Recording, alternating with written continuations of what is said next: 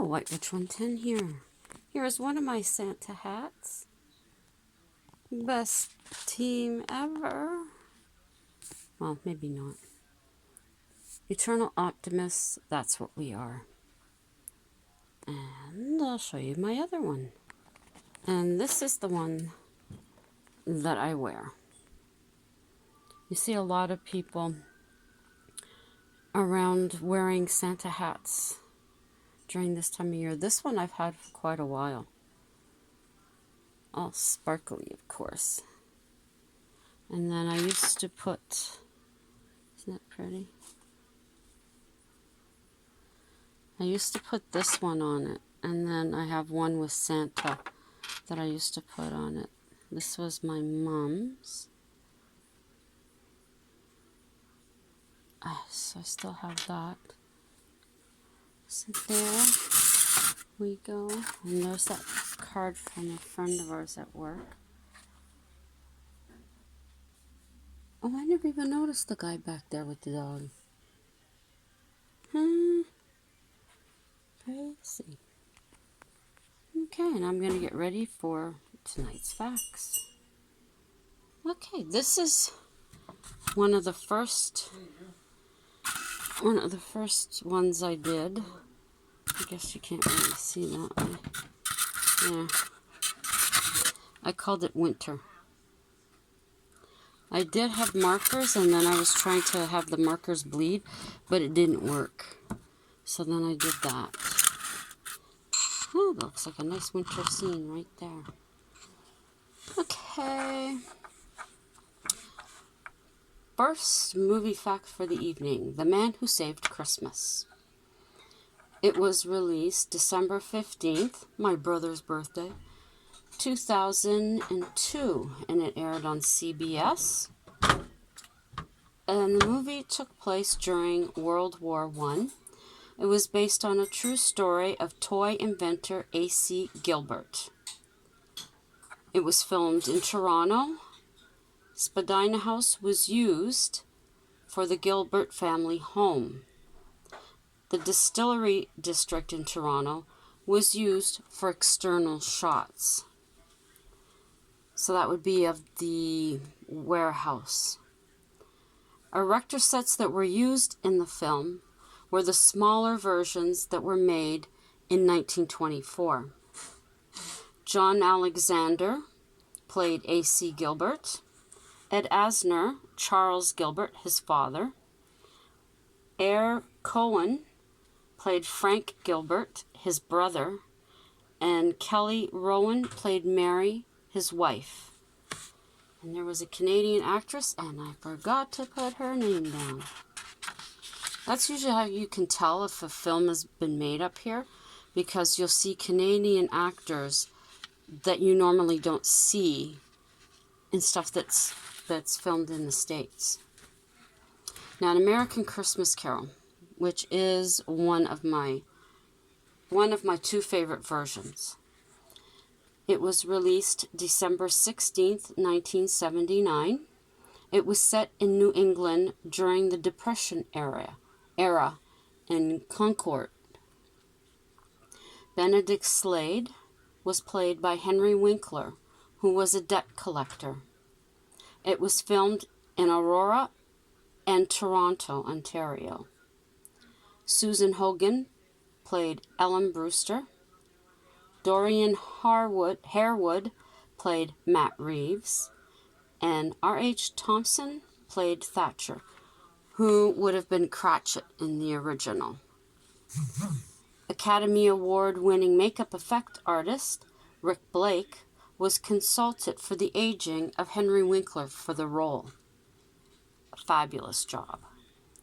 Winkler actually was intimidated by the role. The budget for the movie was low, but director Eric Till made smart choices to make the most of his budget. The ghosts, past, present, and future, were all people that he had repossessed from that day. Unlike the original character, Slade tries to assist his mentor, Mr. Brewster, with suggestions to improve his business. Jerome Coppersmith, the screenwriter, made these adjustments to the original story. And as I said, it is a favorite of mine. Now, catalogs. Toronto's first year-round Christmas store opened in 1986. I don't think I've ever been in it. Children began writing letters to Santa in the late 19th century. In 1925, Toronto's post office received over 500 letters, and the letters were incinerated. Though some wish lists were filled by private philanthropists. In 1917, Montreal Goodwins suggested children send a letter to Santa with their name and address. He would send an autographed photo. 1884, Eaton's issued a 32-page book that showed their stock. Soon other stores followed. G.A. Holland and Son of Montreal had 460 illustrations in their Christmas catalog.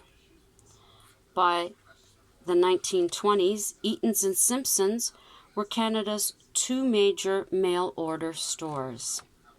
Simpsons printed its catalog in the basement of its store, 2,000 forms per hour. It ran 22 hours per day for 9 months to produce enough copies. Eaton's began printing their own after 1901. Now, when I grew up, it was Sears' Wish Book that you always waited for. And once it came, at that point in time, you used to get them sent to your house. I would go through and I would circle the items that I wanted Santa to bring. Of course, my parents. Christmas tree stands. David Short designed a tree holder. His design was at the Canadian Intellectual Property Office in Ottawa. He had applied for a patent which takes years to process. There was no date for that exactly, but here we have the earliest Christmas tree stand patent in Canada was in 1929. Before stands, people planted trees in pails of dirt or wooden soap crates with wet sand. Others had wires from 4 corners of the room to hold it up. Trees were even hung from ceilings, which I believe was popular there a few years ago. 1889, a safety Xmas tree holder was advertised in Ladies' Home Journal. It was cast iron. Some rotated, some had small music boxes that played Silent Night and then O Come Little Children. There was a small size for homes and larger for hotels and churches. In the 1900s, 2 wooden planks could be purchased for $0.25. They would be nailed in an X with a hole in the middle for the tree.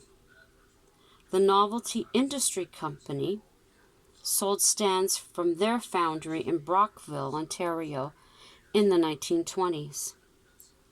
Fact that a dead tree can drink a quart of water a day. During the Depression, steel versions of the stand were sold, but they needed to be nailed to the floor. Wall calendars. December 1875, the Montreal Gazette mentioned a new card to be hung on your wall to keep track of the days. It was advertised for offices and counting houses. Few cards had photos, but mostly words. Eventually, the words were dropped, and engravings of pictures were added. Louis Prague of Montreal, a stationer, was a master of,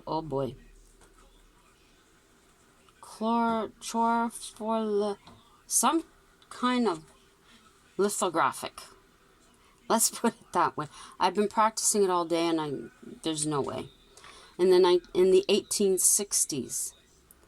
This is the beginning of the art calendar. People paid up to $6 for them. December 1897, a calendar called Historic Days of Canada was offered in Montreal. 1930s, calendars with Canadian art began being sold across the country. Artists like A.J. Casson and Lismere, members of the Group of Seven, had their works among them. In the 1900s, Canadian banks, insurance companies, and industries commissioned calendars. By the 1950s, Canadian companies had millions of dollars in advertising calendars.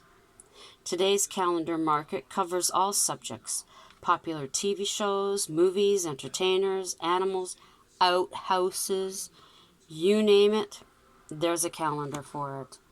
Hubby and I have even done our own through some that they had at the dollar store one year. So those are the fun facts. Now, as I said, the story is not finished. I was getting close to the end, but not enough.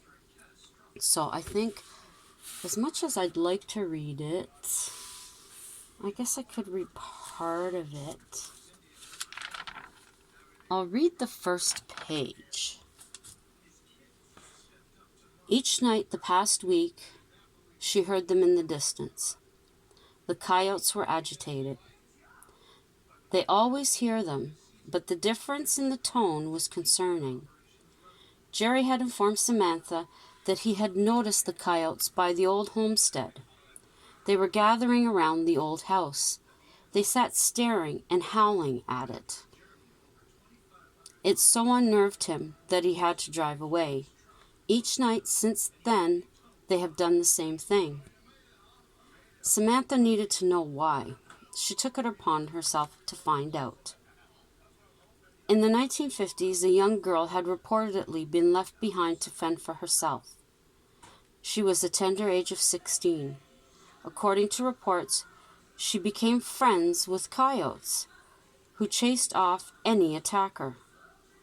Being forever grateful, she took the animal in as her family. No one dared go near the house. On trips to town, the coyote walked calmly beside her. No one ever seen anything like it. The girl became a woman and continued to live alone. In her later years, the coyote and his family continued to keep her safe. No one knows when she died, but she was found days later and buried in the family plot. This was the only time the coyotes backed off. Samantha checked the date, and it was not an anniversary. She still had no actual reason.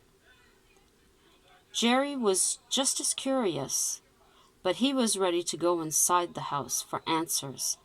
But would he find any? The weekend was coming, and they agreed to explore the homestead together in the daylight. The morning they headed out, there was a light rain, and crows were cawing in the distance overhead.